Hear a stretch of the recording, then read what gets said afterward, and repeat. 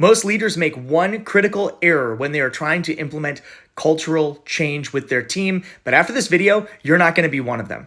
I've worked with churches, ministries, apostolate organizations for over 20 years, and anytime there's been an attempt at meaningful cultural change, this one mistake ends up derailing it for the entire team. When we think about cultural change, we know that it takes time, but how we spend that time is where people end up tripping and change actually never happens. Think of change as happening on this timeline, and this is how much time we know it's going to take to change a culture because it doesn't happen overnight. But what most organizations do, especially legacy organizations like churches or large nonprofits, they will spend a ton of time having conversations and thinking about it and rewriting values and cultural statements and strategic plans and organizational structures, and they'll go back and forth. And what's happening in all of this time? Well, people are politicking for their particular viewpoint, their particular goal, or even worse, people are spending a ton of time resisting change. Because anybody who's not a fan of your cultural change, their biggest tool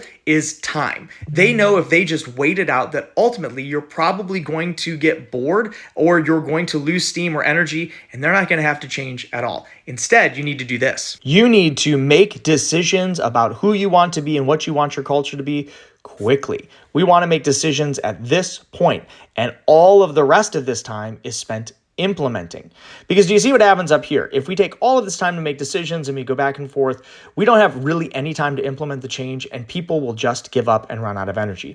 But if we're able to make decisions quickly about who we want to be and where we want to go, now we have a ton of time to implement the change, to help people understand and to hold people accountable to the new culture. This is the thing that most people who are in leadership get wrong about cultural change. In an effort to make everybody happy or get everybody on board or build consensus, we spend a ton of time making decisions, and then we run out of the runway for how we're going to implement those things, and nothing ever changes. If you are thinking about doing any sort of meaningful cultural change, whether it's within a team or an entire organization, move quickly. Take your time to implement the change, not to make the decisions itself, and you'll find that that organizational change and cultural shift actually happens.